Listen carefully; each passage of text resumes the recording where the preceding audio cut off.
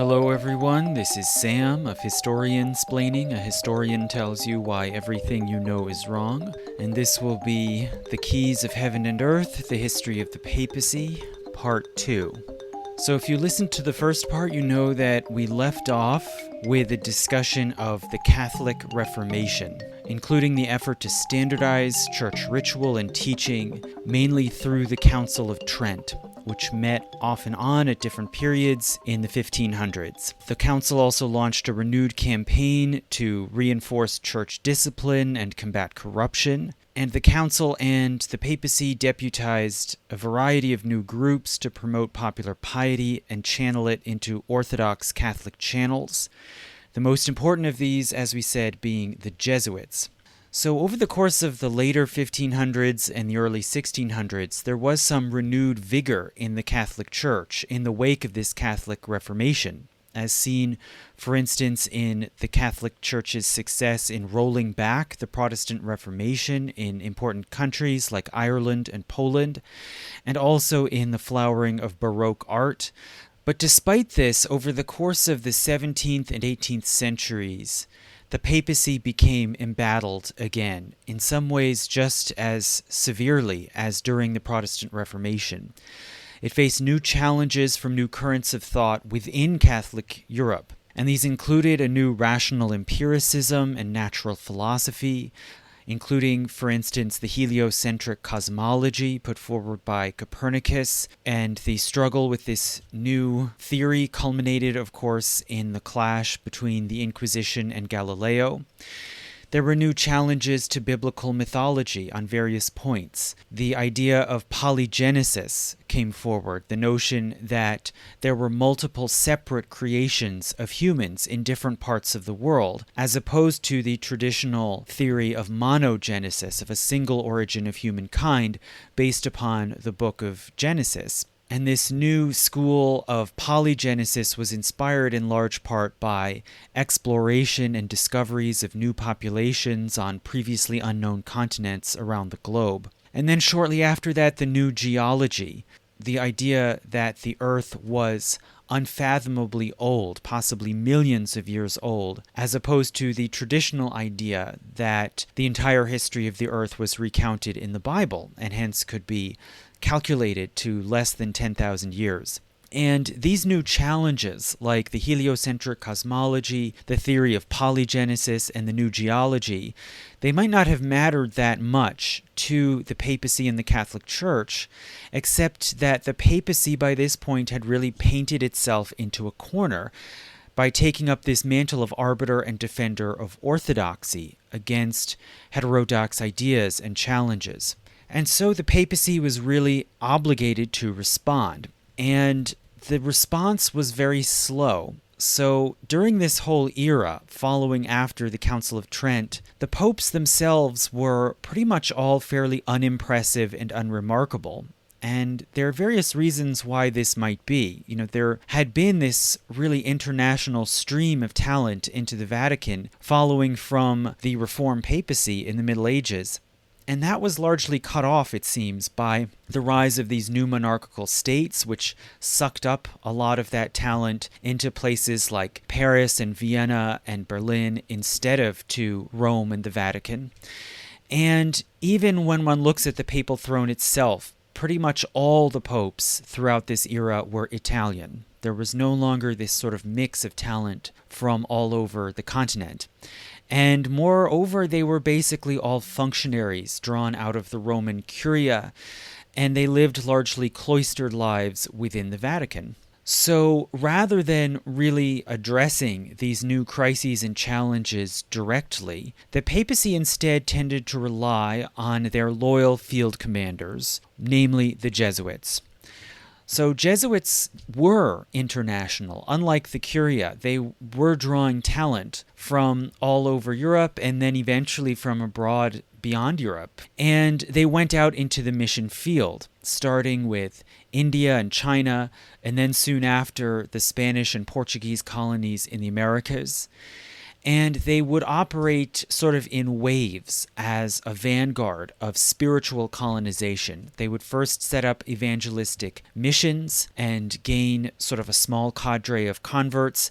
Then after that, they would set up schools, and they would focus especially on converting and educating the elites. And Jesuits, as a regular practice, they would learn the languages of the different countries, also their customs, their modes of dress and diet, and would sort of blend in to the respective elites of these different societies while trying to gain converts. And within Europe and also in Latin America, the Jesuits also sought to defend Orthodox belief by developing a highly philosophically informed and intellectual strain of Catholicism, which they could then offer to the growing classes of literate worldly lay people, like in the cities in Europe and Mexico and Peru.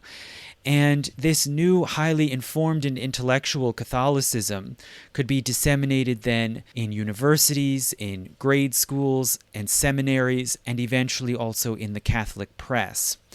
And they could incorporate new ideas from geology, biology, history, linguistics, etc., into a very nuanced sort of Catholic theology.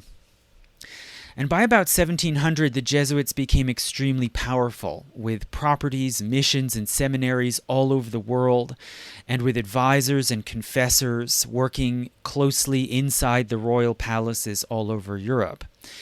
And they became highly controversial. They were resented for their power, which could open them to accusations of being worldly or corrupt, because of their insistence on enforcing papal-approved orthodoxy, and Jesuits staffed many of the high offices of the Inquisition, and also because of their suppression of local rule or autonomy for national regional churches. So in places like France, this long Gallican dream of an autonomous national church was always delayed, suppressed, postponed by Jesuit influence. So the Jesuits' major enemies, in time they formed movements and schools of thought, and their most powerful included the Jansenists and the Freemasons. So the Jansenist movement began in the Low Countries in the 1600s, and it started as a neo-Augustinian pietistic movement emphasizing prayer and private reflection. And it was the Jansenists' particular custom to take communion infrequently, only after they were inwardly certain that they were in a state of grace. And this was in direct contradiction to the Jesuits' practice, which they encouraged, which was frequent confession and communion.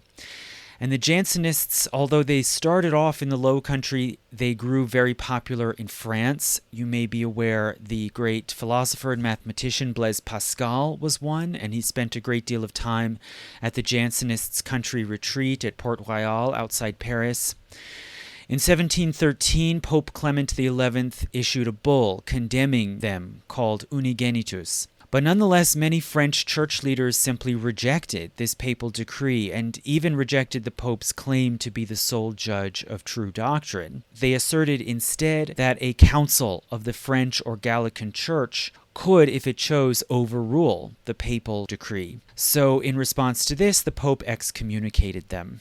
And then secondly, at the same time almost, or very closely on the heels of the Jansenist movement, the Freemasons came to prominence. This was another lay movement. This one emerged from Great Britain and spread to the European continent. And in some ways, you could say it was somewhat similar to the Jansenists. It cultivated a kind of second spiritual elite, highly philosophically and intellectually developed, in this way really competing quite directly with the Jesuits, but they were non-clerical. This was an entirely non-church sanctioned movement, and it ultimately was condemned by the church in 1738, but it continued to grow anyway, especially in France, and it drew on a lot of classes, literate, professional classes, mercantile classes, that long had a deep strain of anti-clericalism to begin with.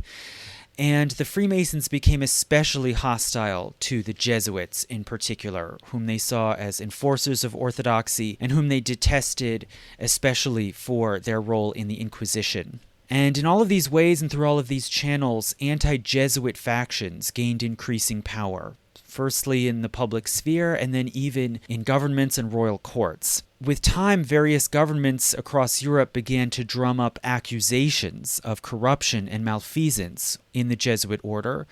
They also leveled accusations of heresy back at the Jesuits, particularly through this controversy over the so-called Chinese rites.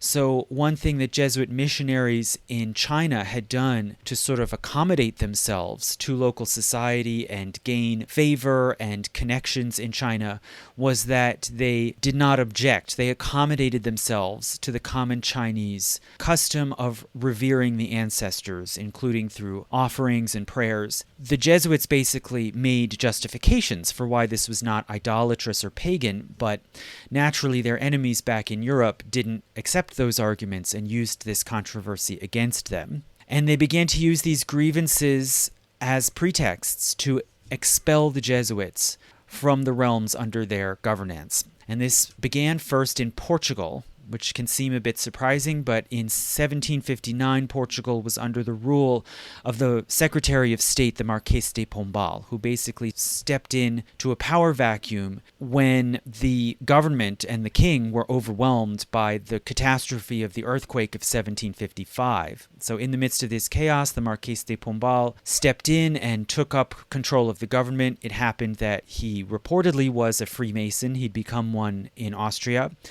And in 1759, he issued a decree expelling the Jesuits. Then, a few years later, in 1764, the Jesuits were expelled from France and the French colonies. And then thirdly, in 1767, they were expelled from Spain and the Spanish colonies. And this is actually where the expulsion was most controversial, and it caused fury and touched off a significant rebellion led by colonial elites in Mexico, who had largely been educated by the Jesuits. So there was this wave of expulsions. You had basically Jesuit refugees fleeing from country to country, looking for where they could regroup and continue their work. But finally, in 1773, the Pope Clement XIV, under great pressure from the major monarchs of Europe, and with the looming threat of possible secession, that these different nations like France or Portugal might actually pull the churches in their realms out of the Catholic communion. Under these threats, Pope Clement XIV formally suppressed and abolished the Jesuit order. Now, one might have expected that with the papacy's wings so severely clipped, that this might have then mollified the enemies of the papacy, but apparently it did not. And even with the Jesuits gone, anti-clerical feelings persisted in a more broad and generalized form, and these were then channeled into a sort of broader civic humanism, and in some countries, especially in France, into civic republicanism. And this can be seen as a contributing factor to the outbreak of the French Revolution. And in fact, the renowned church historian Dale Van Clay has argued that Jansenism is sort of the great, uncredited, unrecognized, motivating force in bringing about the French Revolution. And in the years of the Revolution, starting in 1790, the church in France came under broad attack, including with the reassertion of the rights of the state to demand oaths of loyalty from the clergy and to approve and reject appointments of the clergy, which is something that really secular states had mostly given up on after the investiture controversy more than 700 years earlier. Then there was a wave of confiscations of church property, suppression of church orders, and even the seizure of important church buildings like Notre Dame de Paris and the rededication of those buildings to the state cult of reason. So all of this was surely alarming enough, especially coming out of France, which had for so long been the main defender, the traditional defender of the papacy, and which was now fully turned against it in a kind of spiritual crusade. And then attacks on the church extended even into Italy, as the French invaded Italy in 1797 and occupied Rome in 1798. Pope Pius VI was forcibly removed from Rome to France, and so the papacy now was in possibly the most severe danger it had been in almost 1,000 years, being held basically captive in hostile territory. But at least they did get a lucky break when in 1799 Napoleon seized control of France from the Republic. And Napoleon he was no great lover of the church, and he had been a sort of liberal civic humanist himself. But he wanted stability and regularity more than anything else. He wanted to put the social upheaval of the revolution behind him. And so he sought out a modus vivendi with the church. In 1801, Napoleon concluded a concordat with the Pope Pius VII, and this deal required the agreement of both church and state representatives for the appointment of bishops, the promulgation of bulls, and the founding of any new seminaries. It also required the state to pay salaries to support the Catholic clergy as compensation for the lands that the state had seized from the church that had been their main source of revenue. But still, the Pope saw that he had his back against the wall, being subject to the overwhelming military power of France under Napoleon. In 1805, he was basically coerced into going to Paris to perform a coronation of Napoleon as emperor in this sort of odd echo of the coronation of Charlemagne in Rome in the year 800. And in some ways, this could have some silver linings for the papacy. Perhaps it could at least reestablish the old idea of the Pope's prerogative to crown and legitimize emperors. But as it happens in the ceremony, before the Pope could place the crown on Napoleon's head, the emperor-to-be grabbed it out of his hands and put it on his own head, as if to make clear that he had gained this power for himself, not from the Pope. And then in the following months of 1805, Napoleon began his campaign in which he defeated Austria and then proceeded to rampage all over Europe. In 1808, he invaded Italy again and occupied the Papal States. In 1809, he annexed the Papal States to France. And for the next 2 years, the Pope was again taken prisoner, and he was shuttled back and forth between France and Italy. So again, this was a new low of dignity and prestige for the papacy. But finally, in 1814, Napoleon was defeated by a coalition of opposing powers, and the Pope immediately began a campaign of restoration and reassertion. Firstly, he revived the Jesuit order, which now would be committed mainly to teaching and education. In 1815, the Congress of Vienna restored the Papal States to the temporal control of the Pope. And subsequently, the Pope began slowly restoring his own powers over the Church, including the rights to appoint clergy, to communicate freely with bishops, to issue pronouncements and decrees, and to open schools and seminaries. But even still, the genie could not be put entirely back in the bottle.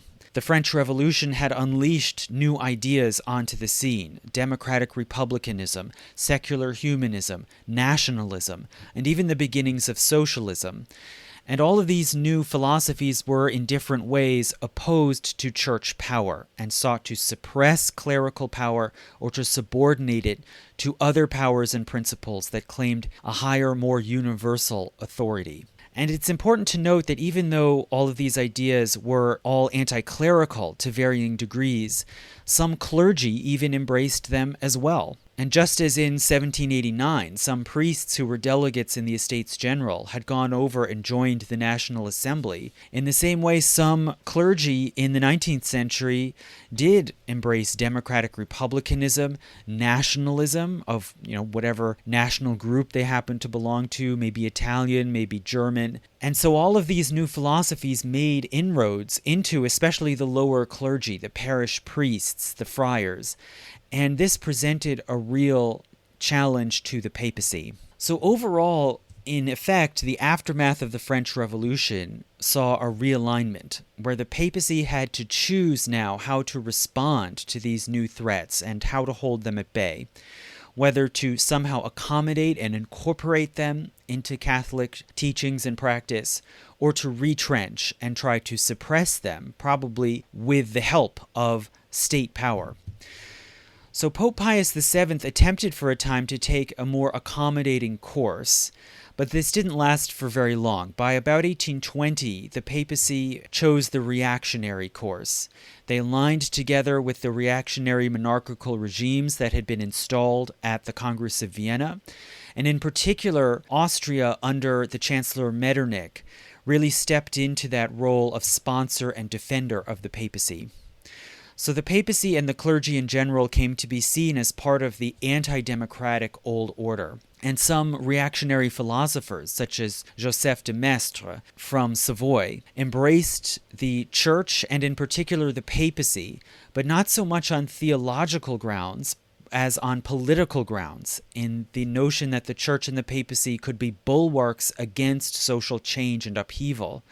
And in particular, they promoted the idea at this time of papal infallibility, the idea that the Pope had the absolute final word on matters of church doctrine. And they believed that this could then hold the line against these new secularizing and reformist ideas. So all of these popes in the first half of the 19th century were especially threatened by these new ideas infiltrating into Italy, liberalism, nationalism, and revolutionary republicanism, which then gradually coalesced into the so-called Risorgimento, the movement for Italian renewal and unification. And the Risorgimento was a threat to the social and spiritual prestige of the church, and also more directly and tangibly it was a threat to the political power of the papacy, since it necessarily implied the annexation of the papal states into some sort of larger Italian national state. However, by the 1840s, there was a new, more moderate development, where the Risorgimento really had two distinct wings. There was a more radical democratic wing, led especially by Mazzini, which saw the Pope as enemy number one. And then there was a more moderate liberal wing, which saw the papacy actually as a possible ally and as the natural leader of a process of unification of the Italian states into a confederation with the Pope as suzerain. So the papacy now again had a choice whether to embrace this more moderate liberal nationalism and accept this sort of offer of leading the national movement, or to reject Italian nationalism altogether. And it seemed for a time as if the papacy might actually choose this moderate path and to embrace liberal reform and Italian unity. And especially this seemed possible when in 1846 the conclave elected a relatively young Italian bishop who had expressed some sympathy for reformism and for Italian nationalism, and who took the throne now as Pius IX. And as it turned out, Pius IX would become the longest reigning pope in all of recorded history, sitting on the papal throne for a total of 32 years. And in terms of his character and his personality, he was fairly well liked. He was seen as kind, generous, and even long-suffering, a kind of martyr, as his powers and prerogatives came under attack. And he became a sort of early celebrity pope. He was the first one that people would actually travel to Rome and to St. Peter's and try to see. They would want to catch glimpses of him as he went out on his balcony. And he would come to be known affectionately as Pio IX, which on the one hand simply means Pius IX, right? That's literally what it means. But at the same time, I think it's a play on words, where nono also means grandfather in Italian. So they were also calling him, in a sense, Grandpa Pius. But he nonetheless would gravely disappoint liberal reformists and nationalists, as his reign would see huge economic and political change, which he ultimately adamantly resisted. So early on, the signs seemed to be good, where in 1846 and 47, after taking up the throne, Pius instituted some moderate reforms of the papal government, but he still did resist removing the church from government entirely. He wanted to maintain some degree of traditional theocracy. And then in 1848, an uprising broke out in Sicily, which is outside the papal states, but it spread all through Italy and on into Europe, including France and Austria, basically sweeping almost all of Catholic Europe. And it caused such great upheaval that Metternich himself was removed from power in Austria and fled from Vienna. And then in 1849, when the revolutions were starting to die down in other parts of Europe, it only escalated in Italy. A revolutionary republic seized control of Rome and overthrew the papal government. Pius IX fled from the city to a castle on the coast near Naples, and he only re-entered Rome months later after the French retook control of the city and reinstalled him in power in the Vatican. So Pius IX was terrified and shocked by this revolutionary outbreak. and it seems he abandoned any idea of working with moderate or liberal reformists or the Italian Risorgimento, and he basically became an arch reactionary. In the following years, in the 1850s, he fired off a long series of letters and encyclicals condemning liberal reformism and other modern ideas as heretical, threats to the church, and pure products of the French Revolution, in other words, products of atheism. In 1864, he collected a catalog of these various doctrines into a document called the Syllabus of Errors, which absolutely rejected philosophical naturalism, the idea that the world is nature and can be understood scientifically, separation of church and state, and religious liberty. And it defended the special status of the church as the one true faith and the temporal powers of the papacy to govern the papal states. So in summary, it rejected the very idea that, quote, the Roman pontiff can and should reconcile and harmonize himself with progress, with liberalism, and with recent civilization, end quote. So this whole document was a, really bold and brazen statement of the Pope's conservative position.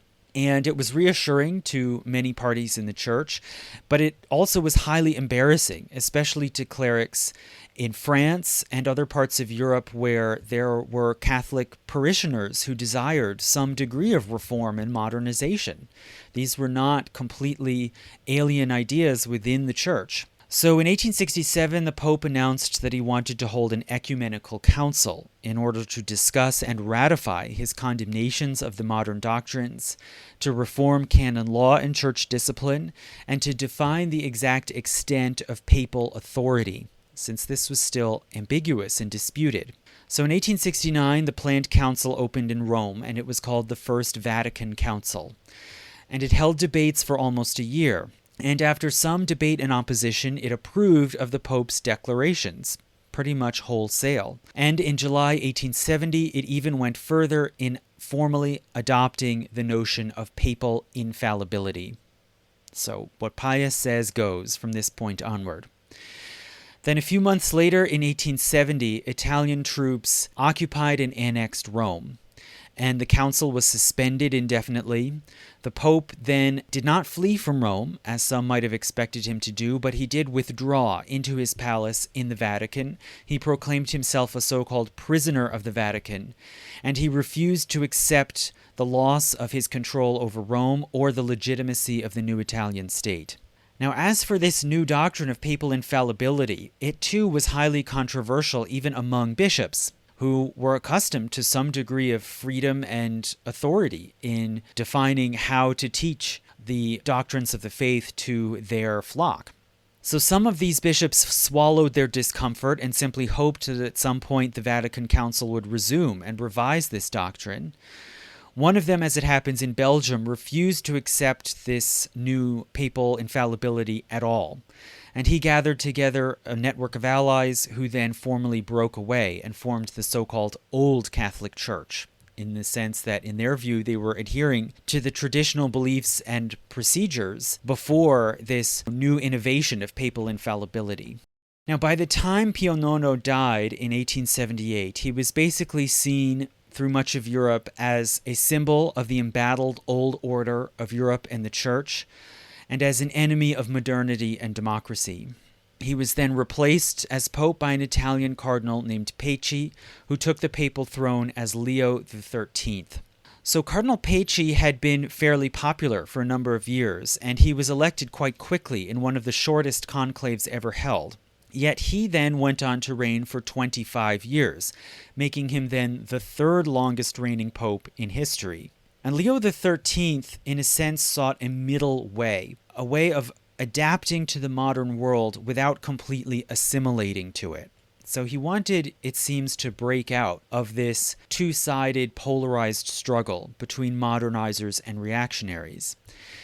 And very soon after taking up the papal throne, he issued an encyclical called Aeterni Patris, which mandated that Catholic schools and seminaries should teach scholastic philosophy, the sort of Aristotle-infused philosophy of the medieval schools and universities, and most particularly Thomas Aquinas, whom Leo, it seems, put forward as sort of the most definitive teacher of Catholic ethics and theology.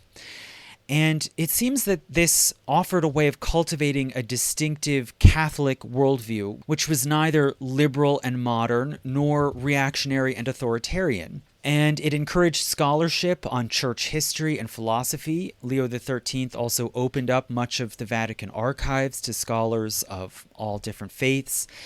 And he issued proclamations moderating some of the harsh stances of Vatican I, right? So he didn't completely repeal these, but he sort of put softer edges on them by declaring bishops to share in some authority over the church along with the Pope, calling for cooperation with the state in areas of shared interest like marriage and schooling, encouraging the formation of Catholic lay civic associations and Catholic labor unions as ways of participating in civil society, but, without going into the socialist movement, and emphasizing the doctrine of the mystical body of Christ, the sort of basic teaching that the church is one undivided body in which all members are joined with Christ. And in this way, one could say the laity was joined into and fully part of this Christian body on the same level as the clergy. But still, Leo did maintain that the church ought to have governance over Rome. And so this sort of long-running cold standoff between the papacy and the Italian state continued. Now, most importantly, the culmination of Leo's papacy, which is most remembered today, was the encyclical issued in 1891 titled Rerum Novarum, which simply means on new things.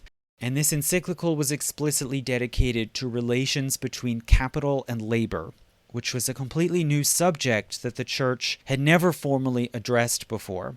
And this encyclical, in the scale of papal proclamations, it's on the shorter side. It's like 25 to 30 pages. Still, it's complex. It was an effort to apply often very old medieval scholastic concepts to these modern economic and political conflicts, and it argued basically that Christian principles of charity and beneficence should apply in the economic realm and in the workplace, as well as in the family and other traditional realms, that workers have the right to organize into unions, to bargain collectively, and to strike, and that the outcome of negotiation and mediation between capital and labor ought to be fair wages and fair prices. It condemned the greed and harmfulness of unfettered free market enterprise, but it also rejected radical socialism, mainly by defending the sacred right to hold private property. And in doing this, it drew more on later scholastic philosophy from the 15 and 1600s, which had developed the concept of dominium, or private rule over one's own property and affairs.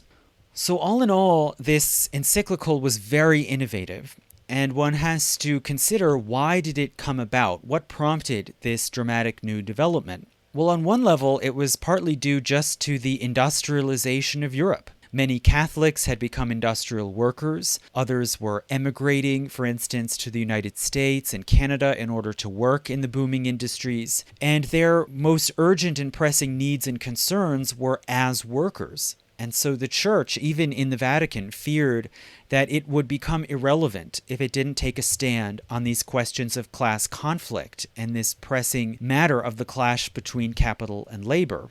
Also, many workers were becoming radicalized, and the Pope was afraid that the church would lose the proletariat to these radical movements of socialism, anarchism, and Marxism, all of which were anti-clerical, if they failed to take a stand on this central question of the day. So in a way, you can see Pope Leo was taking a similar tack to what he had done in Aeterni Patris, which was trying to find a third way, to neither reject working-class unionism and the radical movement, while at the same time not totally embracing them.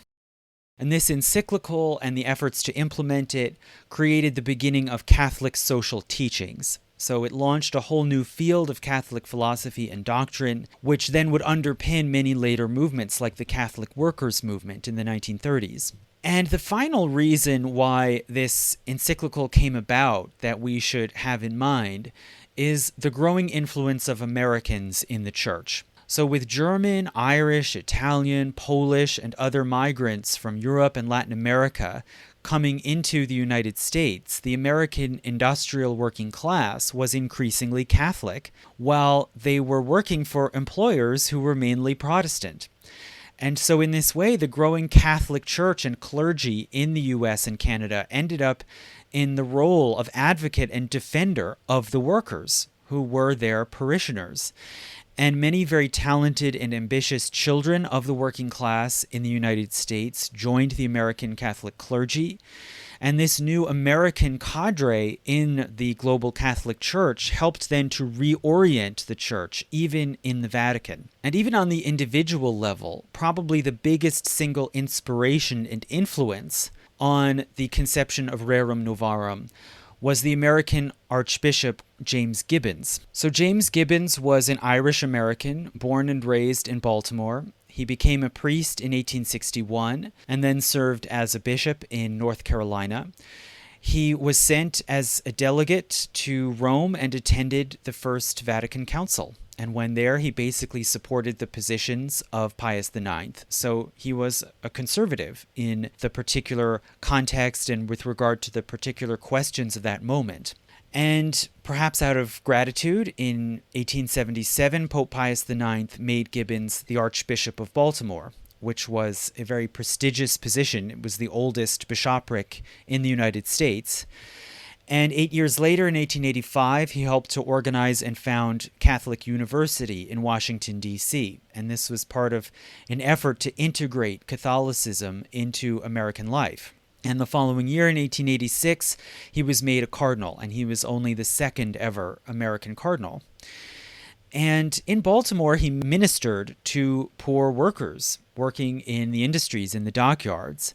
And he advocated for the workers' rights to organize. And he preached sermons saying things like, quote, "It is the right of laboring classes to protect themselves and the duty of the whole people to find a remedy against avarice, oppression, and corruption," end quote.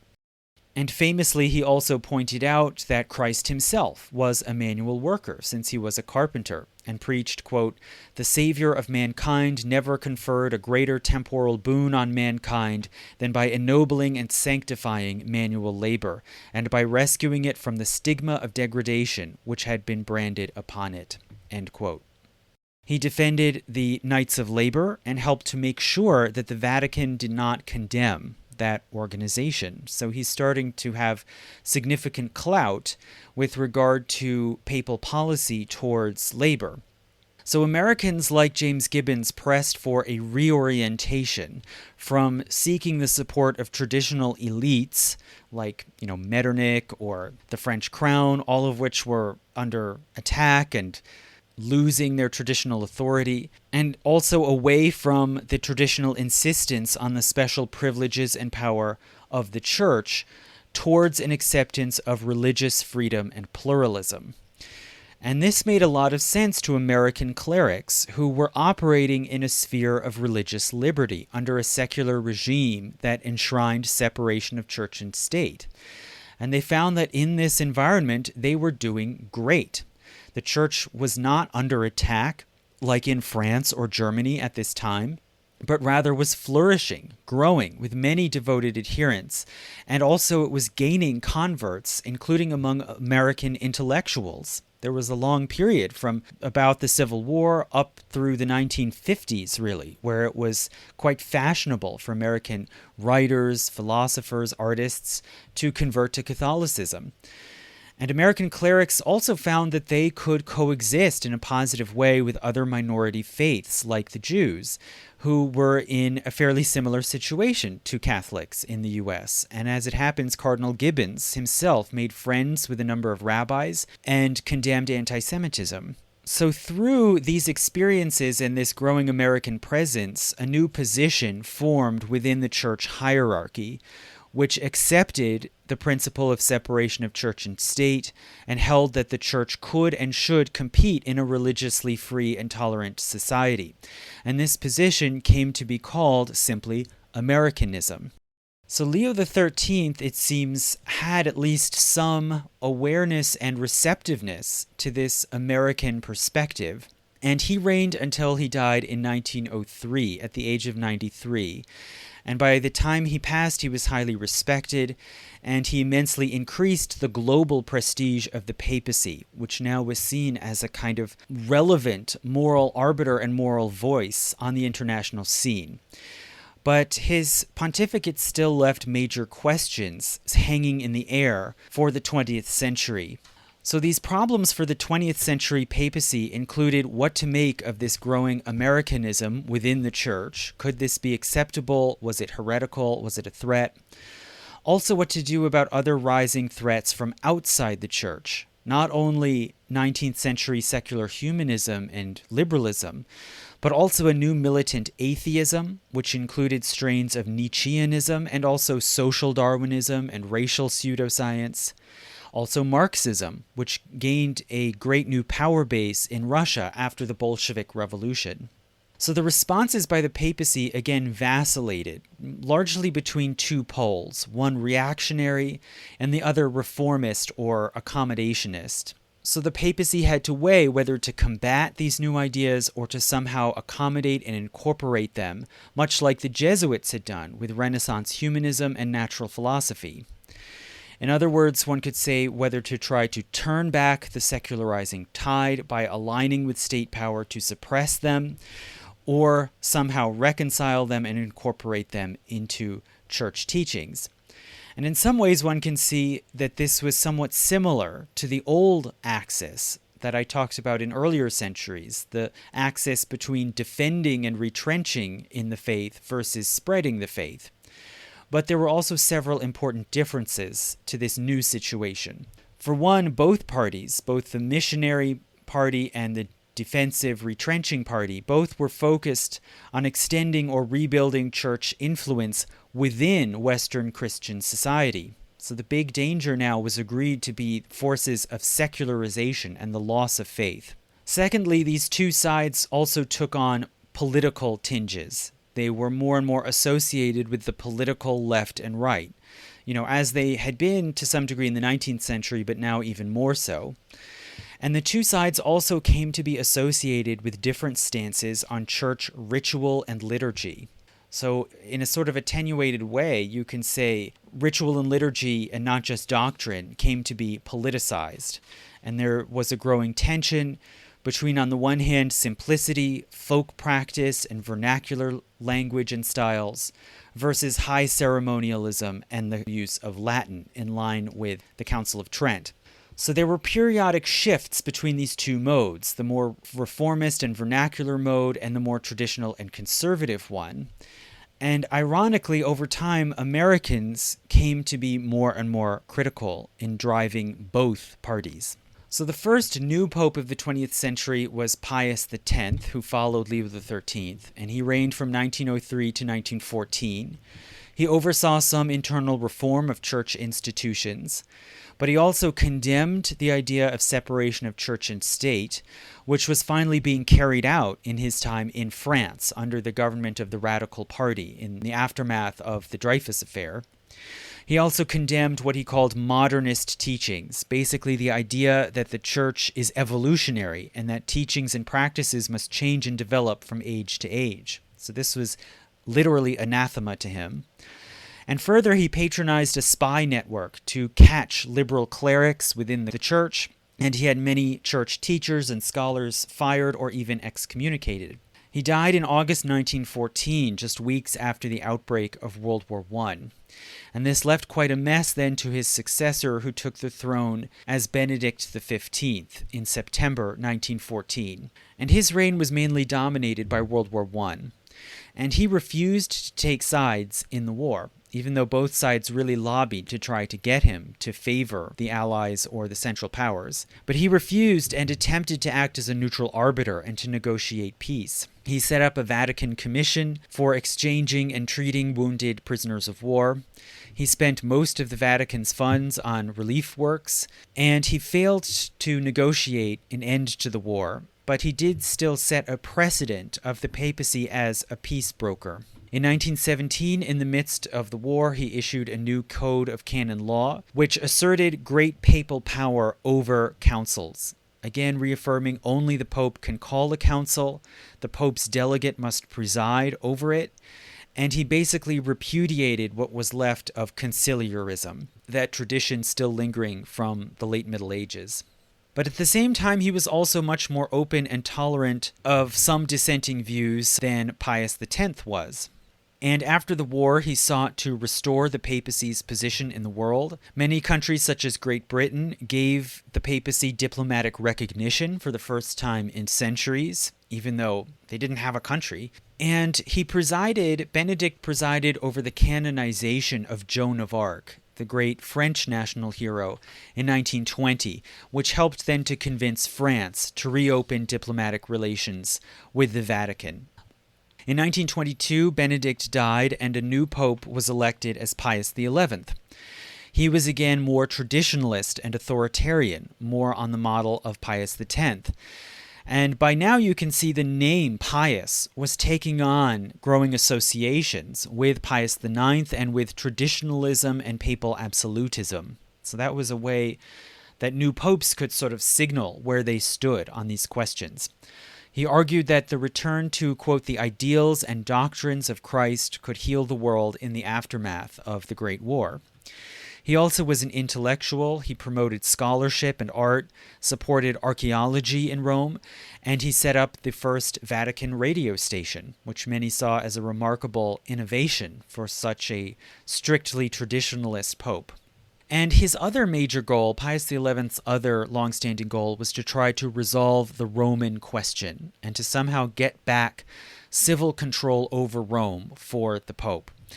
In 1922, just 9 months after he came to the throne, Mussolini became Prime Minister of Italy and began to consolidate power in the hands of himself and the Fascist Party. And Mussolini's main enemy was the socialists, who actually outnumbered the fascists in the parliament. But Pope Pius refused to take sides in the sort of power struggle between the fascists and the socialists.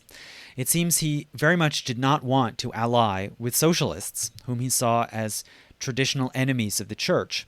And maybe, although we don't know for sure what he was thinking, he may also have seen a potential ally in Mussolini.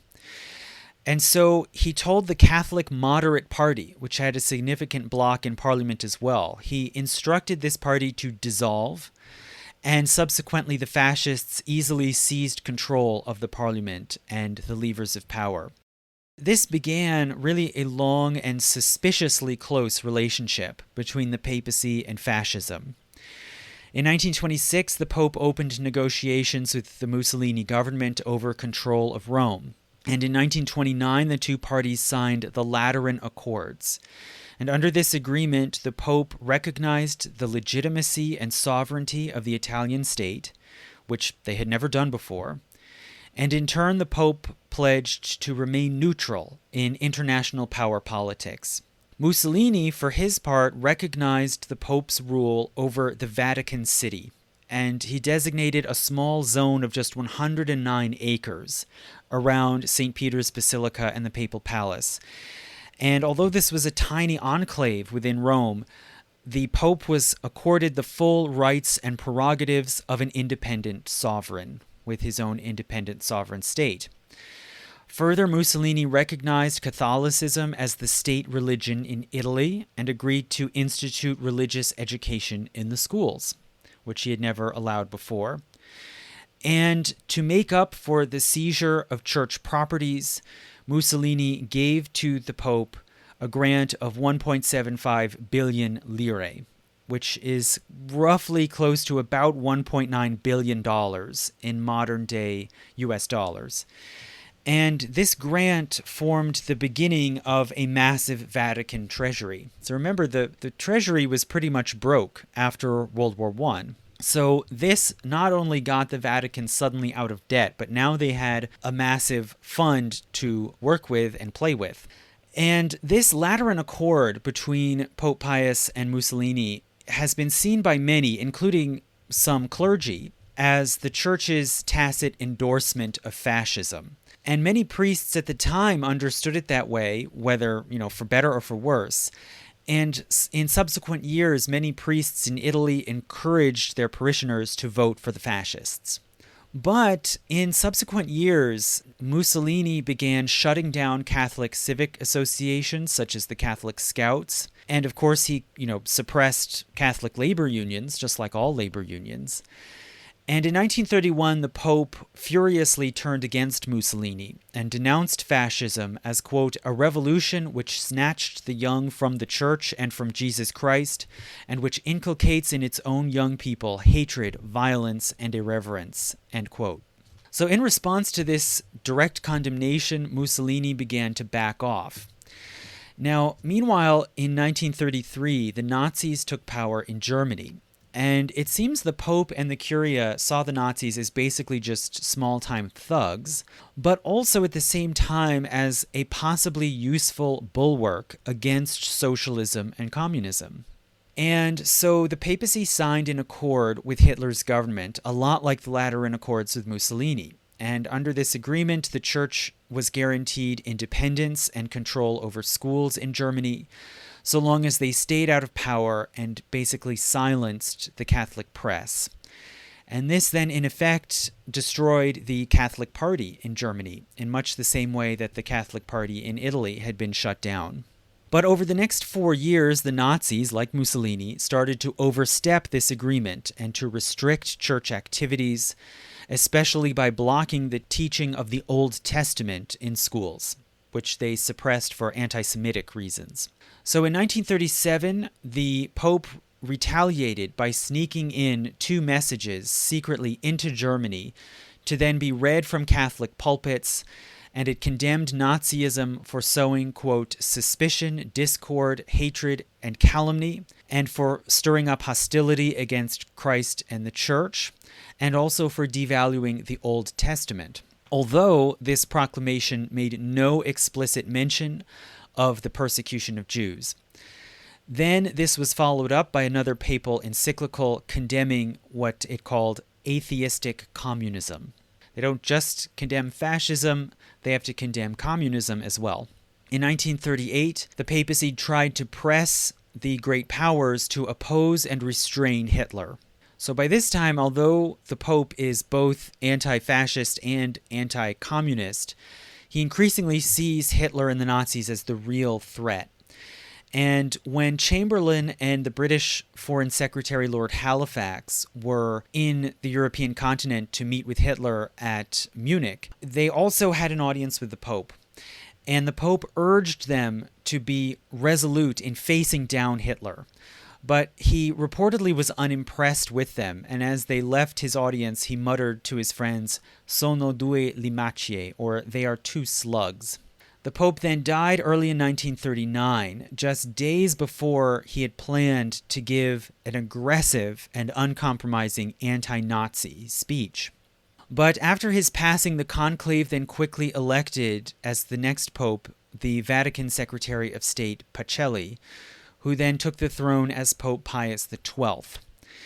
And Pius XII was also highly intellectual and cultured. He'd been known for living a very lavish lifestyle as Papal Secretary of State, and his reign was dominated by the rise of Nazi Germany and World War II, much as Benedict XV's had been by the First World War.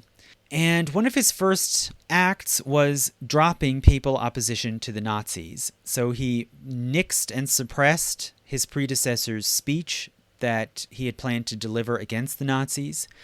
He stood by as the Nazis occupied and annexed Czechoslovakia, and then again as they invaded Poland. He finally made a statement against Nazi Germany late in October 1939, after the war was fully underway. And he was persuaded, it seems, to act secretly as a go-between, passing intelligence from German dissidents to the Allies. And then further in 1940, he tried unsuccessfully to dissuade Mussolini from entering the war on the side of the Nazis. So Pius XII's position here with regard to the war and to Nazism is perhaps very ambiguous, or maybe wishy-washy, one could say.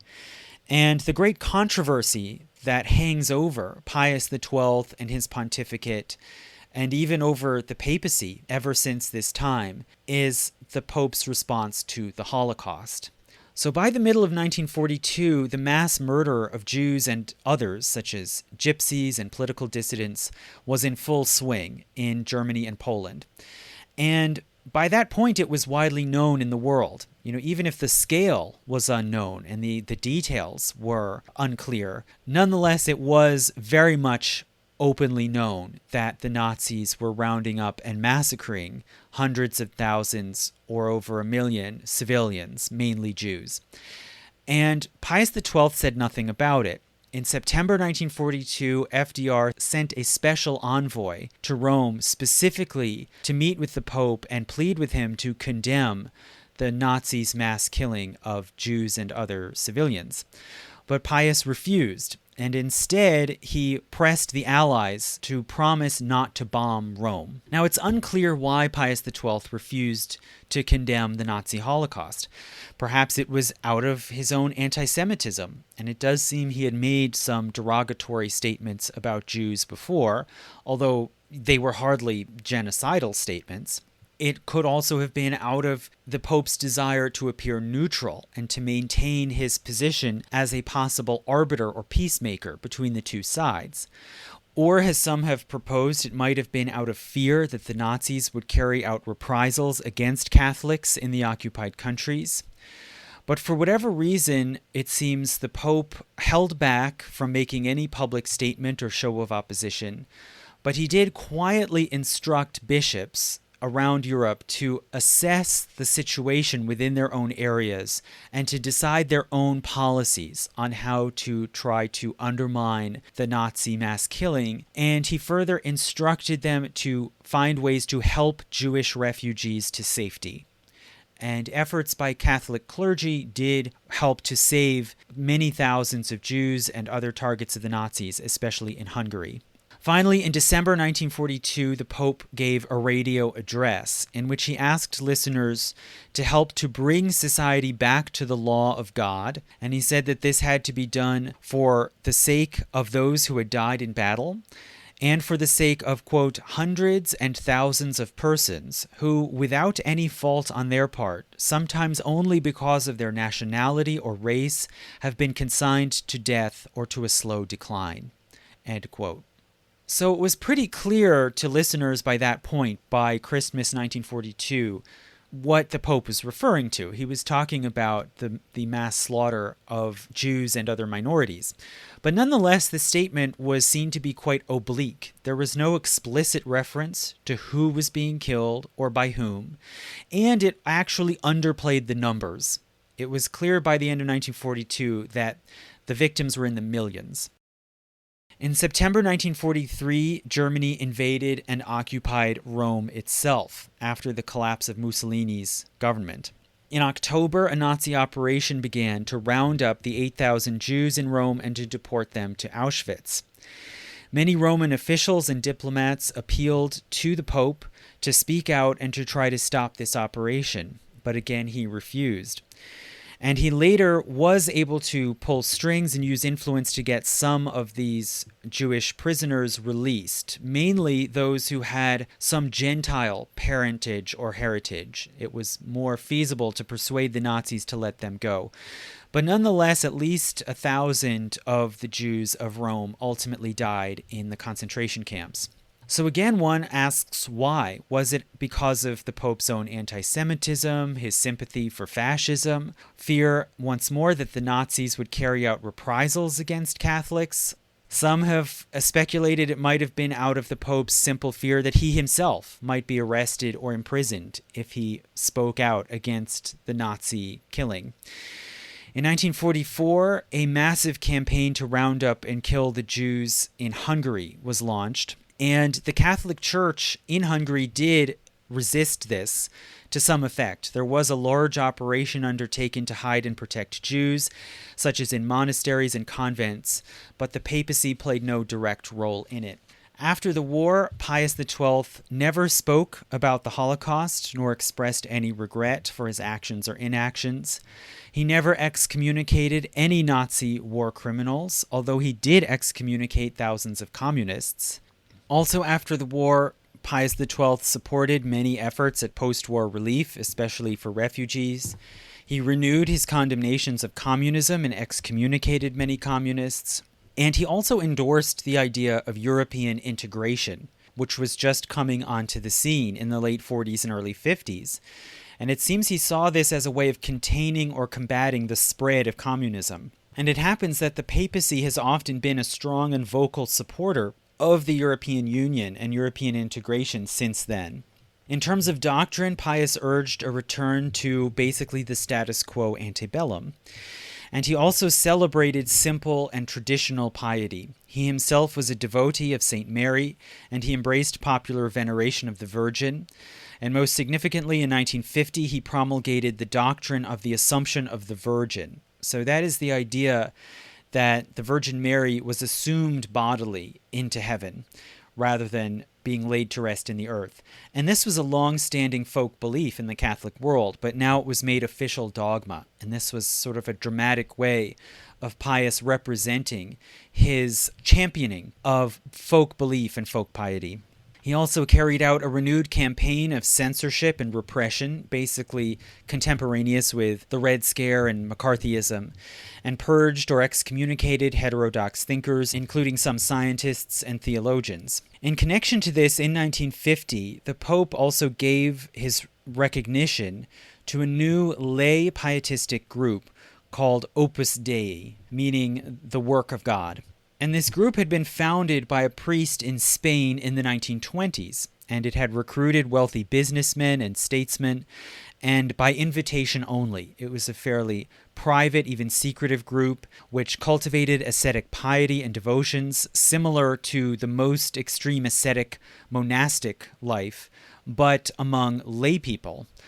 And it was clearly aligned with the political right, and especially was very friendly to Franco's right-wing government in Spain. And it also accumulated a great deal of wealth and property, including from wealthy patrons in the business world.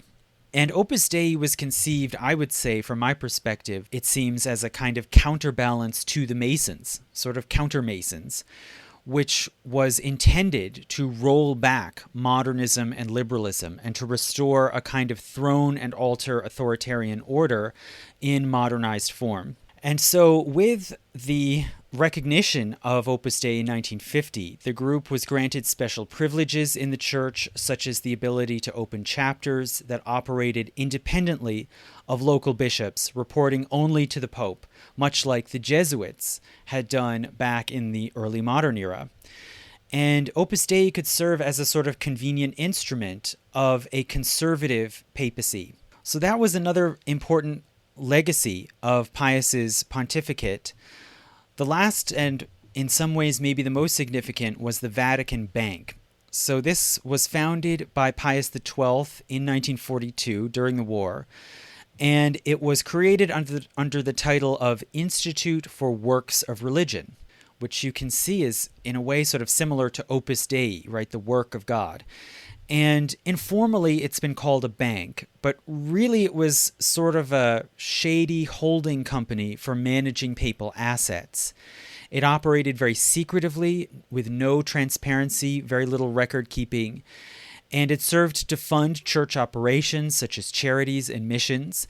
It also served as a money laundering operation, probably the biggest slush fund in the world, and it funneled church money as well as donations from around the world through various cutouts and shell companies, mainly to political parties and governments that would agree to oppose communism and protect church interests.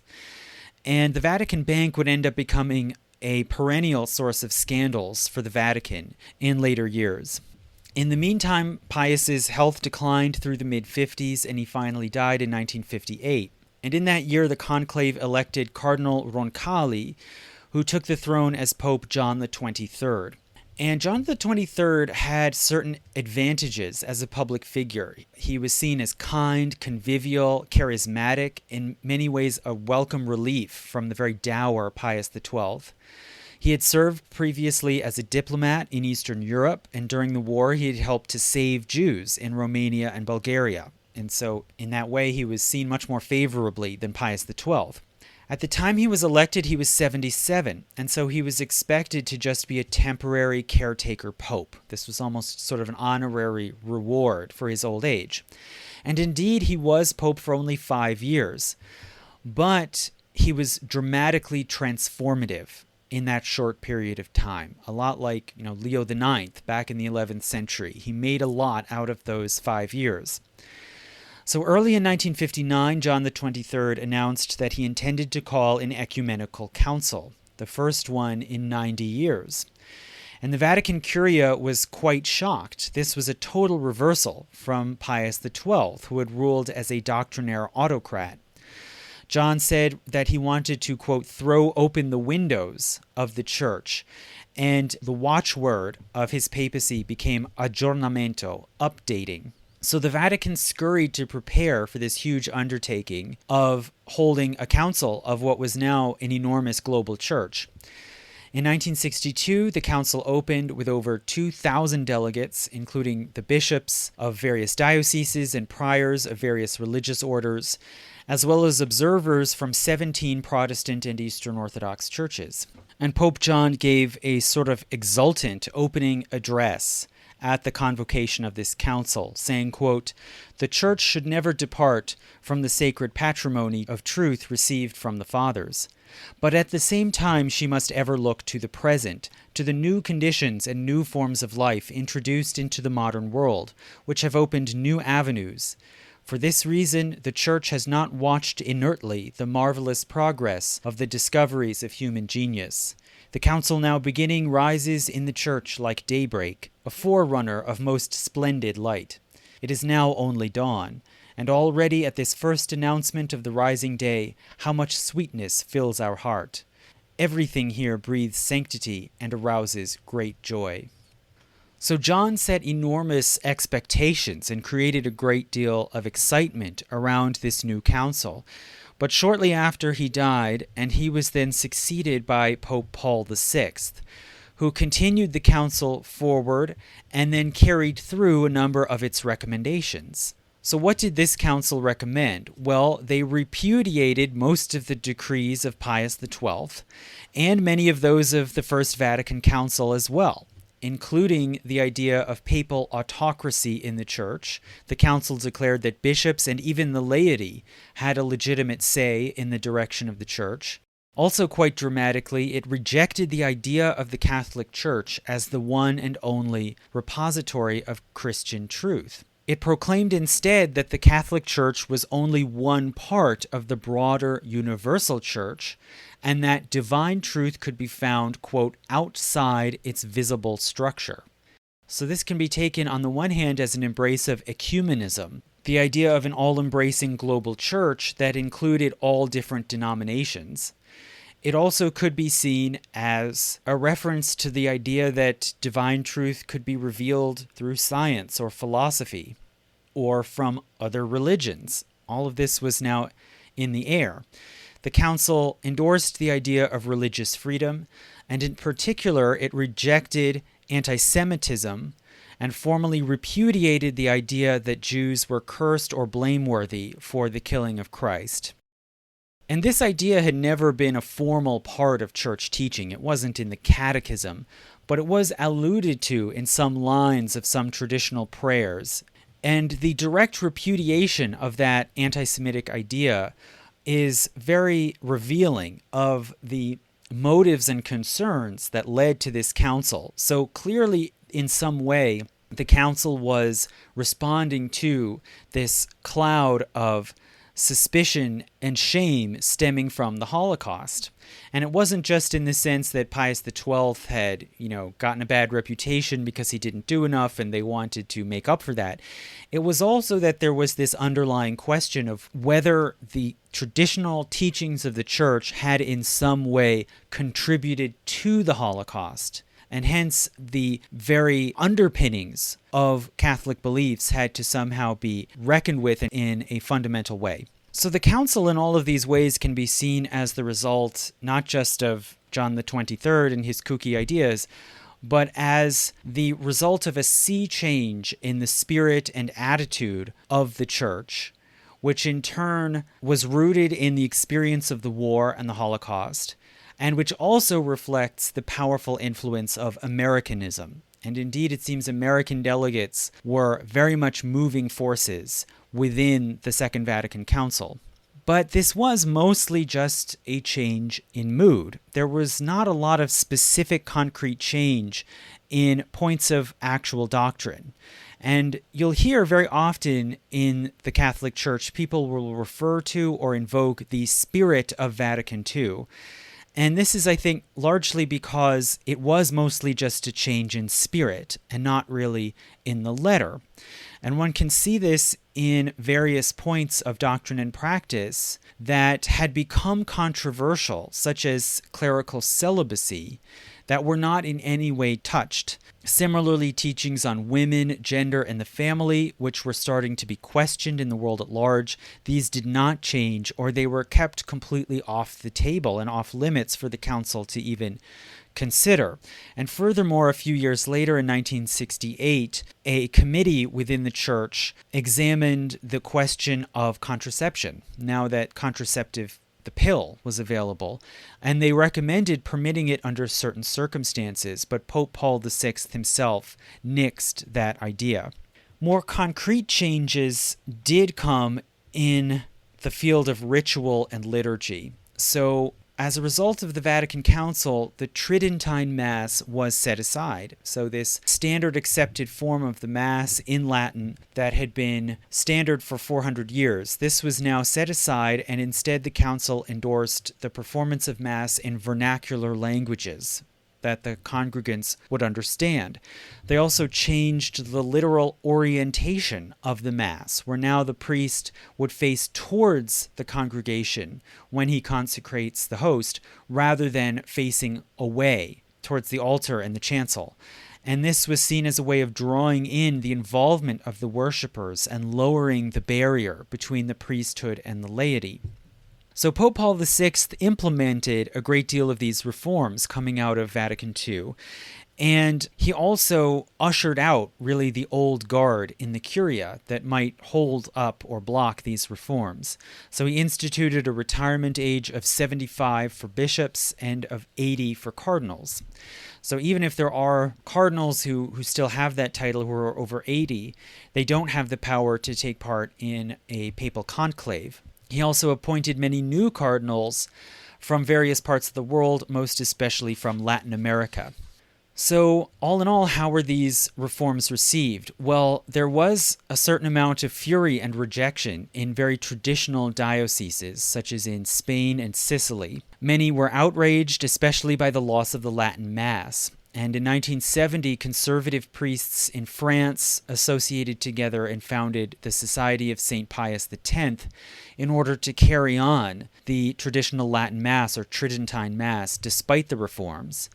And this continues to be an unresolved point of controversy and even acrimony within the Church, and it has hung as a kind of albatross around the neck of the papacy ever since 1970. Pope Paul VI, for his part, spent most of the 70s traveling around the world, including in Asia, Africa, and the Middle East. He met with Eastern Orthodox prelates and expressed hopes of working towards a reunification with the Eastern Church. He addressed the United Nations and the World Council of Churches, which was seen as quite a breakthrough for the Pope to appear at an event where he seemed to be recognizing the legitimacy of other Christian churches. And he became by far the most traveled and most publicly seen Pope in the world to that time. It seems, though, that he wore himself down, his health declined, and he died in 1978. And by that time, rumors were starting to get out and to appear, especially in the Italian press, relating to corruption in the Vatican Bank and dirty dealings between the Vatican and the mafia. Paul VI was then succeeded by John Paul I, who died very suddenly after only 1 month on the throne. And many speculated that he was poisoned due to his attempts to look into the Vatican Bank's illicit affairs. Journalists and scholars have disagreed over whether there is any truth to this theory. But nonetheless, despite his very short pontificate, he did leave some legacy. He was known for his modesty and simplicity. He ended the tradition of the Pope wearing a crown and holding a papal coronation. And so in this way, you can see him carrying forward this project of John the 23rd and Paul VI to kind of bring the papacy and the church closer to the world and to lay people, to make it, you could say, more approachable. Now, John Paul I was succeeded by a Polish cardinal, Karol Wojtyła, who took the throne as John Paul II. And John Paul II was relatively young for popes. He was only 58 at the time when he was elected, and he reigned for 26 years, so that makes him the second longest reigning pope ever. And he was, in addition to an intellectual, he was a sort of creative soul. He was a writer, a poet, he was multilingual.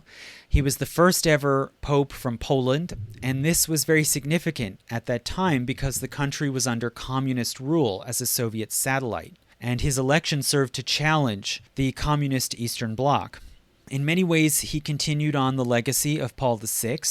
By traveling widely, he became a kind of public diplomat. He went to a total of 129 countries through the course of his pontificate, and he was the first ever to go to Great Britain, the longtime leader of the Protestant world.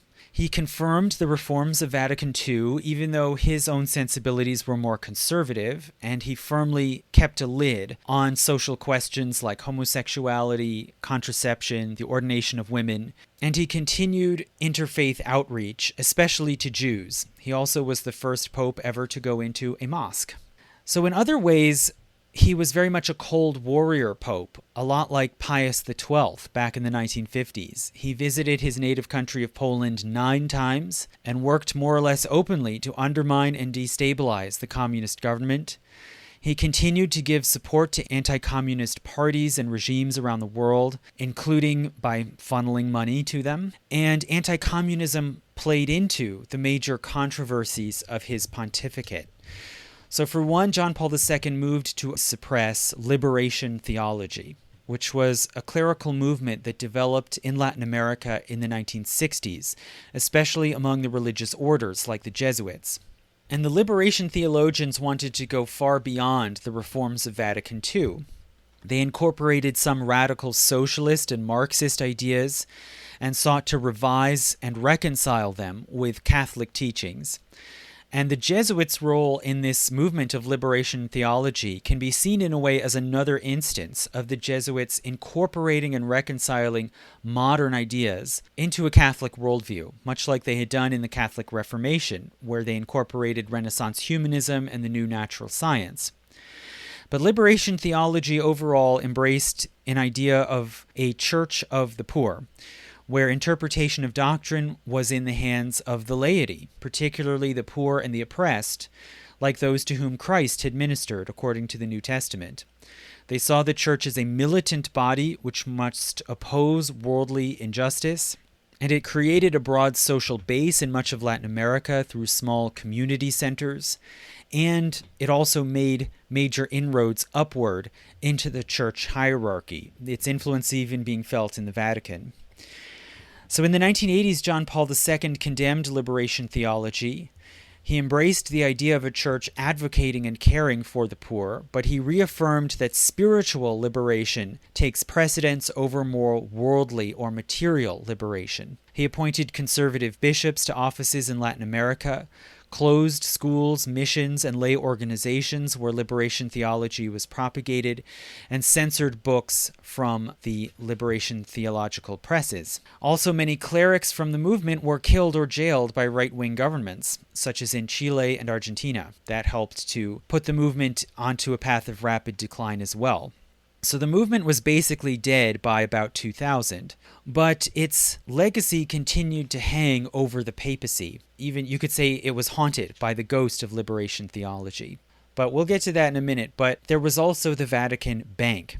So in 1982, a bank in Italy called the Banco Ambrosiano collapsed, and it was soon found by inspectors to have extensive ties to the mafia, and also to an irregular clandestine Masonic lodge called Propaganda 2, or P2. which seems to have served as a kind of social club for networking between church officials, government officials, and organized crime. The majority stakeholder of this bank, Banco Ambrosiano, was the Vatican Bank, which apparently was using Ambrosiano as a money laundering front.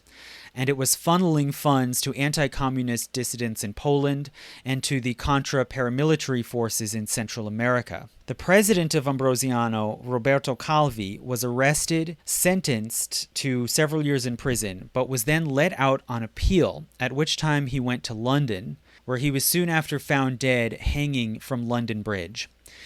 And this death has provided a deep well for conspiracy theories, many of which are probably true. So these clouds continued to hang over the papacy right up until John Paul II died in 2005. And he was succeeded then by a German cardinal, Josef Ratzinger, who took the throne as Benedict XVI. So Benedict was the first German pope in almost 1,000 years, and his pontificate is a reflection of the increasingly international nature of the College of Cardinals. He was, most of all, a renowned theologian, one of the most respected in the church at that time, and really one of the most accomplished theologians ever to become pope. He was known to have a gentle, kind, and quiet disposition in person. He was in many ways a thinker and very reserved, but he could be aggressive and scathing in his theological writings, and he was called God's Rottweiler. He had served for years as the head of the so-called Congregation for the Doctrine of the Faith, which was the church committee in the Vatican that was basically the reformed successor of the Holy Office of the Inquisition.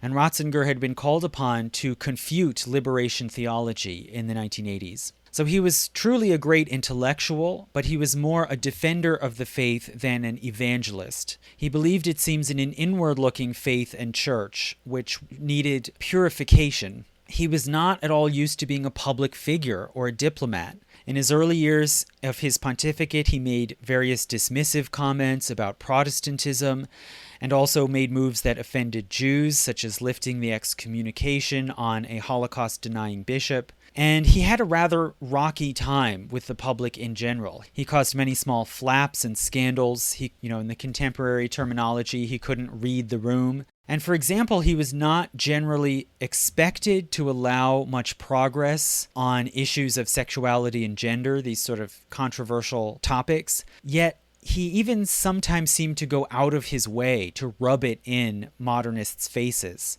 such as in raising the status of attempts to ordain women to the level of a grave delict, which is the term for a major ecclesiastical crime on a par with sexual abuse. And this was a rather inopportune moment for him to do this, since at this same time in Ireland there was a long-growing scandal over years of abuse at Catholic orphanages and women's homes. In 2010, this scandal rapidly escalated and combined with widespread reporting all across the Catholic world of child sexual abuse by priests. And under severe pressure, Pope Benedict issued a letter of apology to the people of Ireland, which, maybe from his point of view was a step forward, but this was widely seen as gravely inadequate. Why only Ireland? As if this sort of abuse wasn't coming to light all over the world. But he was in other ways known for great probity, and he began trying to look into these long-time problems dogging the Vatican, right? So the sexual abuse scandals and the Vatican Bank. So he commissioned an internal report on the extent and cover-up of the child sexual abuse. And as for the Vatican Bank, he tried initially to bring it into line with EU banking standards. It seems he hoped eventually to transfer the Vatican funds to more sound and reputable German banks. Naturally, he was a German. But when EU inspectors came in to start to examine the Vatican Bank, they were horrified and quickly condemned the whole system as little better than a criminal operation and totally froze it out of the European financial transaction system entirely, to the point that one day the ATMs in the Vatican City stopped working. They all had to be shut down because no one would handle their financial transactions. So as this was happening, people in Italy began to take notice. What's going on? Why can't we withdraw money in these ATMs in the Vatican? And so what was going on behind the scenes here started to be reported mainly in the Italian press. So Benedict then commissioned another report on the state and operations of the Vatican Bank. And it seems that the reports of both of these commissions on the sexual abuse issue and the Vatican Bank were both delivered to him at the same time in 2013. And the very next day, Benedict wrote a letter announcing his resignation. And he further commanded that these reports he'd received be sealed, only to be opened for his successor on the papal throne. So it appears that Benedict was overwhelmed by the enormous problems facing the Vatican and felt that he was not equipped to tackle them, and so he became the first pope to resign in over 700 years. In later weeks in 2013, the papal conclave elected the Cardinal Jorge Maria Bergoglio from Argentina, who took the throne as Pope Francis. So for one thing, this was the third non-Italian pope in a row, and he also was the first pope ever from the Americas. And he could be seen to bring in a new world spirit of experimentation and modernization. He also was the first ever Jesuit pope.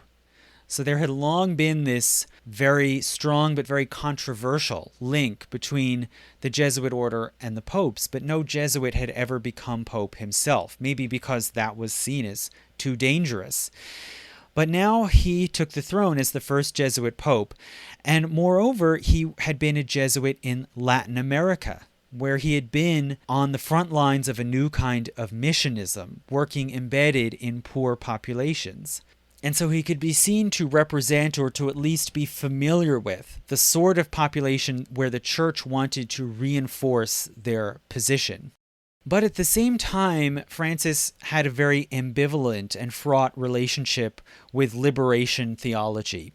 So he had been the provincial superintendent or head of the Jesuits in Argentina in the 1970s, when the country was taken over by a right-wing junta government.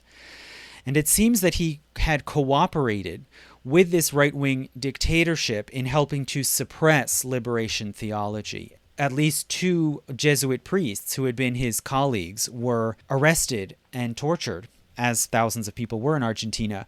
But there was a certain degree of blame and resentment towards Bergoglio in being complicit, in their view, in this repression.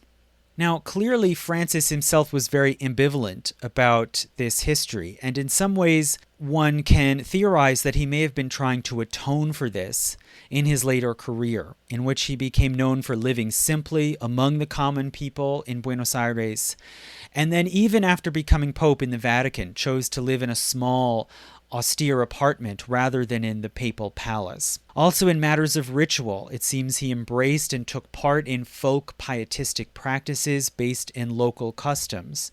And this style has been called the theology of the people, which is an interesting term, but not to be confused with liberation theology. He took on the persona of a humble, simple preacher among the people. And hence, when elected, he was seen wearing simple white garments, and of course he took the name of Francis, clearly invoking Francis of Assisi, the famous simple traveling preacher. As Pope in ritual matters, he showed disapproval towards ritual traditionalism. He put more restrictions on the practice of the Latin Mass, and he harshly criticized those who continued to observe it. He did not make any drastic changes to church doctrine, but he did sometimes make dramatic or provocative public comments hinting at changes, which then caused upset and opposition, especially among traditionalists. So all of these unconventional moves made Francis a good number of enemies and brought quite a bit of criticism, but Francis simply charged ahead. And it seems that he believed that he had been chosen in part to clean house. And this was a further significance of him being a Jesuit, who were commonly seen as quite independent and not afraid to step on the toes of the established mainstream clergy. So in his governance, Francis was often quite aggressive or even ruthless in replacing personnel. He fired hundreds of prelates who opposed his policies or reforms. He went on a campaign to reform the Vatican Bank. He sacked 4 cardinals that had been on Benedict's commission to oversee the bank, created a new commission of inquiry to oversee it, which included lay inspectors, for instance, a Harvard law professor. And this was a sign of what was to come in his pontificate, the unconventional and unprecedented involvement of non-clergy. He then cycled through several directors when they were not aggressive enough in restructuring the bank. And all the while he publicly denounced the factionalism, rivalry, and backbiting that he observed among the curia. Also very important, he made moves to rein in what he saw as rogue groups that operate outside of normal mechanisms of control, such as, quite prominently, Opus Dei. And he gave to Opus Dei a deadline to revise their charter, giving up their special privileges, but it happened that Pope Francis died just in time, before a vote was scheduled to be taken on this massive overhaul of the charter of Opus Dei, and the group simply canceled the vote, perhaps hoping that the whole matter would simply go away. But also, of course, there was the issue of child sex abuse, with regard to which Francis was arguably much less fierce. So in previous years in Argentina, it seems that Cardinal Bergoglio had tended to support and defend clerics who were accused in that country. In his first 5 years as Pope, Francis did create new bodies to try to deal with the issue. In 2013, he created a commission to study the prevalence of child sex abuse and of cover-ups. And in 2015, he created a tribunal to internally investigate bishops who had allowed or covered up abuse. But this commission closed without most of its recommendations being implemented, and it seems Francis did not move to remove or punish those within the church who had been accused. And the issue came to a head then in 2018. So at that time, the Pope traveled to Chile, and while there and on the way back, he heard complaints about a bishop, Bishop Juan Barros, who had been relocated from one diocese to another, but was seen as having covered up the extent of child sex abuse in his diocese. Francis initially reflexively defended Barros, but this then was met with protests, including in the Chilean press. And so he appointed a commission to investigate, which then removed Barros from office. And then the following year, in 2019, Francis further investigated Cardinal McCarrick of Washington, D.C., and removed him and defrocked him. So this then led to changes in rules, which involved, most importantly, the requirement to report crimes to civil authorities. So this eliminated what was called the pontifical secret, the idea that crimes by clergy should be handled within the fold of the church. So that cardinal rule, which had kept a sort of wall of silence around church misconduct, was now finally being breached. So this was a very significant change, but still Francis was criticized for protecting clergy who'd been accused of abuse in Argentina. He sort of wouldn't give up that position, including with regard to Bishop Oscar Zanqueta, who was convicted in court of abusing seminarians in 2022. But nonetheless, the broadest change in the church that was enacted in Francis's reign was the overall swing towards the evangelistic side and mission of the church. So there was a dramatic shift here from Benedict to Francis, an instance of this long pattern I referred to before, of shifting between an inward-looking and rigorous ecclesiastical style to the missionary. And it makes a good deal of sense that Francis oversaw this dramatic change, since he himself only began his own clerical career quite unexpectedly in his 20s, after he had a kind of awakening experience where he stopped in at a church, gave confession to a priest, and then was inspired himself to turn towards the priesthood. And so the church, in a sense, had actually reached out to him, where he had been living a secular lifestyle, and he was inspired then to enter the seminary and begin his career with the Jesuits. And this was a very different story from other clerics, like, for instance, Pope Benedict, who it seems had an inward calling from childhood and began seminary at age 12. So Francis sees the church as something very different, as a missionary body that has to reach out into the secular world, the world at large, and draw in new believers. So he puts talented, active clerics into dioceses, especially in the developing world. He gives power to those he sees as devoted missionaries who will reach out to untouched audiences. And he sidelines those whom he sees as mere social climbers and schemers within the curia. As Pope, Francis became highly popular in the developing world in a way that had never been seen before, such as in Africa, even in communities where their sensibilities might be more conservative-leaning. But most of all, Francis became a superstar in Latin America, and he effectively stopped the bleeding of adherents, especially in South America, where the church had been losing support to secularism and also to evangelical Protestantism, which is increasingly popular in Brazil. But the sort of slide in adherence and participation in Catholicism in South America really reversed under Pope Francis. But finally, and probably the most profoundly important for the long-term trajectory of the Church, Pope Francis convened the so-called Synod on Synodality. So in 2020, Pope Francis announced that he would convoke a synod of bishops, and moreover that it would be a kind of meta-synod with the purpose of discussing the role of bodies like synods. And more broadly, it would seek to extend and strengthen the so-called collegial, or you could say collective, decision-making procedures in the Church. And by implication, you could say to make the Church less hierarchical in how it is governed and judges doctrine and practice. You could even say, although they wouldn't use this term, you could even say more democratic. So Francis appointed a committee of consultors to plan and operate this synod, and the committee was composed mostly of women. And so right from the beginning, this was the first ever church synod in which women would have a formal voting role. The council convened in 2021. Its first year was a so-called diocesan phase in which the delegates were all bishops. But then in 2023, it moved over to a so-called universal phase in which the participants included non-bishops such as nuns and lay people. And one day in October, shortly before the synod closed, it was presided over by a nun. So this is a body of high authority. One could say, if you're a conciliarist, of supreme authority in the church, being directed and presided over by a woman. It then closed a few days later in the autumn of 2023, and specific issues like women in the church, the reform of seminaries, managing relations with the Eastern Catholic churches, these sort of nitty-gritty topics were referred to 10 study groups, which would supposedly report back after about another year.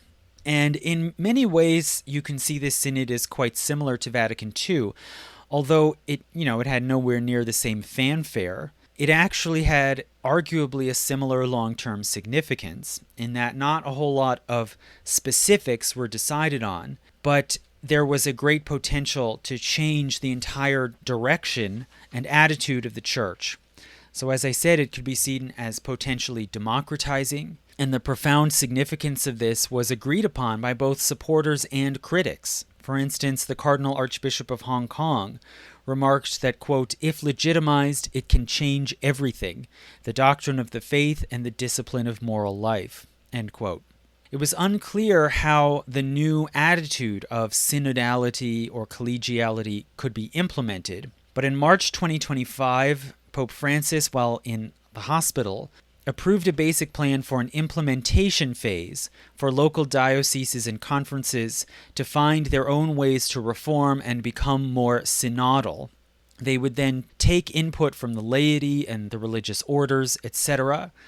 And then in 2028, another conference would be held to hear and process feedback about these plans. So it was a very slow, lumbering process that was imagined. And it happened that Francis then died just a few weeks later in April 2025. And this then interrupted the entire process of implementing this whole idea of synodality and other reforms within the church. So big questions were then left hanging, such as will reforms like the overhaul of Opus Dei continue or would they be scrapped? Would the missionary thrust of the church be sustained and carried forward? And would the reorientation towards synodality be carried through?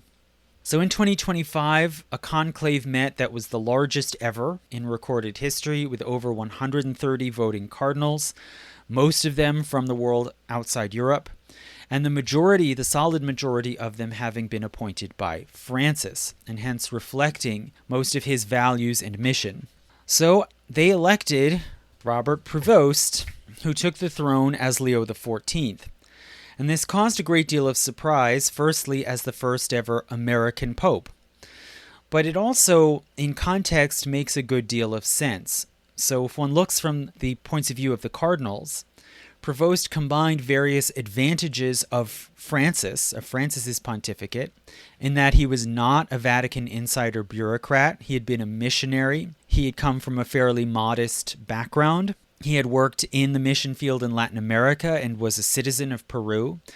Personally, he was personable and charismatic, multilingual, and has experience in organizational management as head of the Augustinian order and also as the leader of the dicastery for bishops, the committee in the Vatican that vets bishops. At the same time, there were differences, so Prevost in many ways has more traditional sensibilities than Francis did. He is highly learned in theology, in that way rather like Benedict, although not as eminent in the field as Benedict was.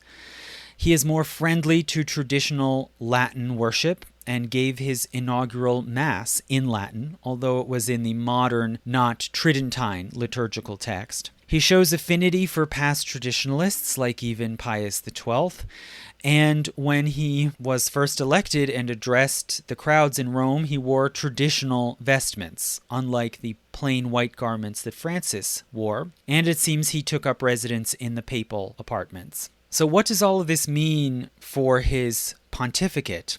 Indications seem to suggest that the new Pope Leo XIV may effect some changes in the style of the papacy, but he nonetheless will continue pushing forward much of Francis's program of internal reform and centralization. He renewed the demands upon Opus Dei to drastically revise their charter and relinquish their independence. It also seems he will continue with this missionary reorientation. And he himself, as we said, has worked in the mission field in Peru and is a member of a missionary order, the Augustinians. Most importantly, one could ask, what about the Synod on Synodality? Well, in his first speech, his Urbi et Orbi speech where he addressed the crowd, he spoke in Italian and then briefly in Spanish. And in these remarks in Spanish, he said in translation, quote, "To all of you, brothers and sisters of Rome, of Italy, and of the whole world, we want to be a synodal church, a church that walks, a church that always seeks peace, always seeks charity, always strives to be close, especially to those who suffer." End quote. So he clearly invokes here the missionary conception of the church, which is active in the world, that walks, and also that is oriented towards the poor. It's also significant that he invokes peace. And one can see over the past month or so, since he took up the throne, the new pope and his associates repeatedly hammer these themes of synodality, ecumenism, including the hope of reuniting Christian churches, missionism, including active social and diplomatic involvement, and peace. And they seem to present these as all connected in one broad program. So following his inauguration as Pope, Leo showed direct interest in diplomatic affairs of war and peace. On May 13th, he met with the president of Ukraine, reportedly to discuss the humanitarian situation. And this is very reminiscent, of course, of Benedict XV, whose pontificate was immediately dominated by matters of war and peace. And he also, it seems, sees his role as being that of a moral arbiter and mediator, as well as a humanitarian. On May 19th, the Pope published an address to, quote, the representatives of other churches and ecclesial communities and other religions. He made an ecumenical statement aspiring towards the unity of churches, saying, quote, we Christians then are all called to pray and work together to reach this goal, step by step, which is and remains the work of the Holy Spirit, end quote. He then went on to declare, firstly, that, quote, synodality and ecumenism are closely linked. So he sees these as all of a piece. And he further stated that he intended, quote, to continue Pope Francis's commitment to promoting the synodal nature of the Catholic Church and developing new and concrete forms for an ever stronger synodality in ecumenical relations, end quote. So this can be seen as just as ambitious as Francis's program, or even more so, but it still, as of yet, has not been filled out with specifics. Later, on June 26th, the Secretary General of the Synod on Synodality, which is Cardinal Mario Grech of Malta, gave an address as well, in which he announced the recommitment to the process of the Synod. And he said, quote, "This council receives the mandate to safeguard and relaunch not only the final document, but also the synodal process itself." And he then made a further proposal, something that, as far as I'm aware, hadn't even been put forward in the Synod on Synodality. He proposed to create, quote, "a permanent forum to deepen the theological, canonical, pastoral, spiritual, and communicative aspects of the synodality of the Church." And I would venture to say that Cardinal Grech probably would not have floated this idea, which doesn't seem to have been part of the program of the Synod before. He probably would not have floated it without express papal approval. The Pope himself then jumped in and commented, quote, "Synodality is a style, an attitude that helps us to promote authentic experiences of participation and communion," end quote. So it's interesting, you can see here it seems that Pope Leo's approach to spiritual renewal, he's interested in spiritual renewal, but he sees that coming not through reform necessarily of the liturgy or of pietistic practices, in which area he's pretty traditional. Rather, he sees it in matters of governance, in this sort of democratization of the church, the involvement of the laity in the actual powers and decision-making of the church, and in ecumenism, in relations with other churches. And his statement also can be seen, again, as very reminiscent of Vatican II, the so-called spirit of Vatican II. But again, it's still undetermined. What does that mean, really, concretely? On June 28th, the Pope met with the chairs of the Council of European Bishops' Conferences, and in this meeting he called for, quote, "ecumenical dialogue, synodal engagement, and evangelization across the European continent." He expressed concern again about the war in Ukraine and humanitarian conditions in Ukraine, and he denounced the move towards remilitarizing Europe and warned against what he called the false propaganda of rearmament. So all in all, we can discern a sort of envisioned renewal and revitalization of the church by these means. And as for how the Pope sees himself and his own personal role, the most basic clue to his own attitude can be seen even before he came out on that balcony the night after he was elected, and that is in the name that he adopted, which is Leo. So it is not uncommon to have long runs of popes with the same name, such as Pius, or John Paul I and John Paul II. But Prevost did not go that route. Rather, he picked a different name with its own distinct associations. And hence, I think it is not right to say that this pontificate is a direct continuation of the last one, or that Pope Leo will be a new Pope Francis. Obviously, he's not a new Pope Francis. He's chosen to be known instead as a new Pope Leo. So what does that mean? Well, over the course of these lectures, I have often had occasion to talk about popes named Leo. They are not just numerous, but also very historically significant. And specifically, you can see a pattern where popes named Leo have been very impactful in asserting the role of the papacy in the wider world beyond the church. So to begin with, Leo I, also called Leo the Great, he's the one who rode out and confronted Attila and stopped the Huns from sacking Rome. Leo III placed the imperial crown on the head of Charlemagne, thus inaugurating the first Western Christian empire and sealing the alliance between the papacy and France.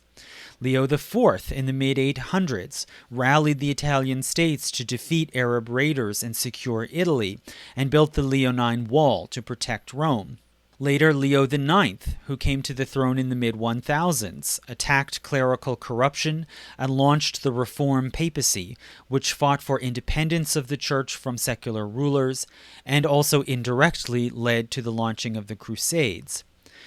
And most of all, of course, Leo XIII, the Pope of the Gilded Age, who sought to stake out the Church's position on the Industrial Revolution and modern class conflict, and who forged a sort of distinct third position, separate from both Marxism and reactionism, and who proclaimed Rerum Novarum, encouraged unionization, and launched the tradition of Catholic social teaching. So on May 10th, shortly after his election, the new pope addressed the College of Cardinals and said specifically that he had been inspired to choose the name Leo by Leo XIII, who, quote, addressed the social question in the context of the first great industrial revolution. So the new pope here invokes that precedent specifically to define his own present role. And he said, quote, "In our own day, the Church offers to everyone the treasury of her social teaching in response to another great industrial revolution and to developments in the field of artificial intelligence that pose new challenges for the defense of human dignity, justice, and labor," end quote.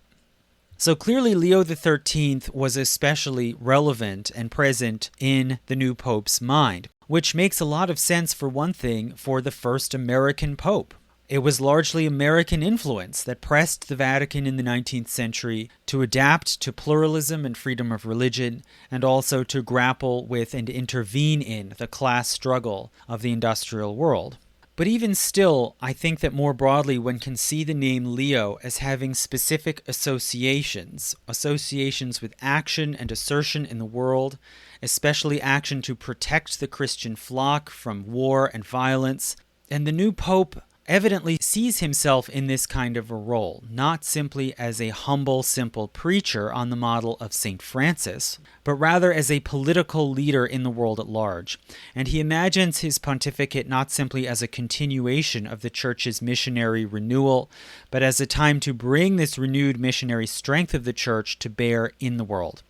And perhaps he sees this as the real bringing to fruition of the Francis papacy.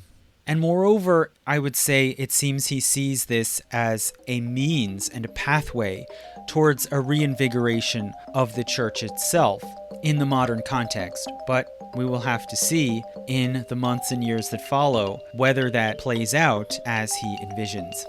Thank you.